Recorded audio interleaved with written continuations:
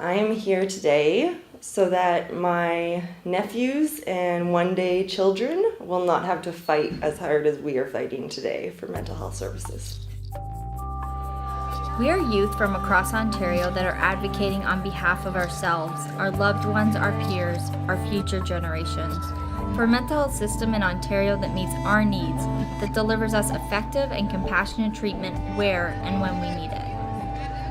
We are calling on our government to step up and be our champion for children and youth mental health, because there are cracks in our system and we are falling through them. My experience during or in the mental health system hasn't been a positive one. I got caught up in wait times. Wait times were a huge issue. When I first got counseling, I really enjoyed it and it was a thing I really liked. And then when I turned 18, I had no support. I could have been transferred over to the other agency, which was for adults, but it was a 2-year wait list. I wish I would have had the services when I was younger.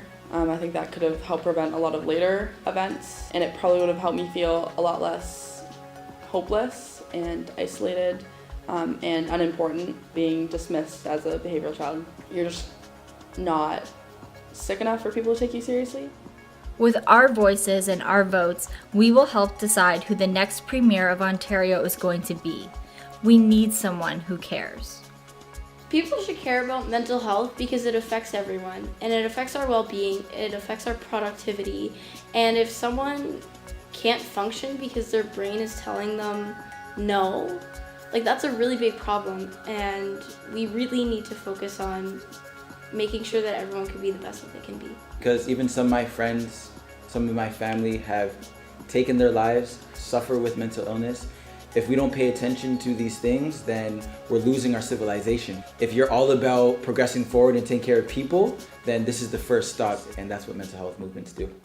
We need government to care about mental health because they need to model it for everybody else.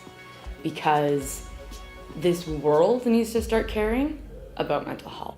You lose people, and it's not just because they die, it's because they just check out completely. I think that's one of the frustrating pieces, is we're still arguing for it. We're still arguing for it like we don't have a right to be heard, that we don't have a right to be in pain and to be supported through that, to have dignity through that. Join us in our movement to make a children and youth mental health system in Ontario that allows all young people to find the services and support they need when they need it. We are beyond words and broken promises. We need an investment in children and youth mental health now. I think what really needs to be done to support people with mental illness is to create more resources. There's so many people asking for services and there's not enough funding to hire more mental health professionals, provide more counseling services, employment services, educational services. A lot of people end up for waiting lists on months and years. That's just such a struggle because with mental illness, you need help immediately before things spiral out of control and you go into crisis. Soon, we will be at the polls deciding who the Premier of Ontario is going to be. Are you going to vote?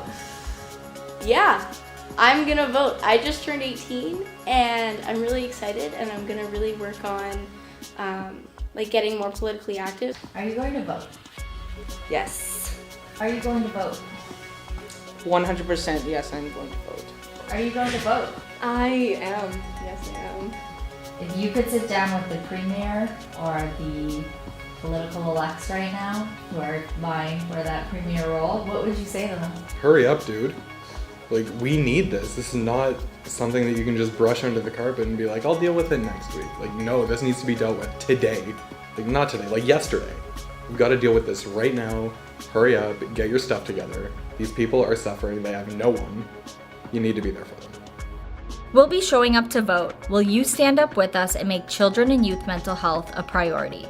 Act now, make your voice heard at the polls and at kidsmentalhealthcan'twait.ca.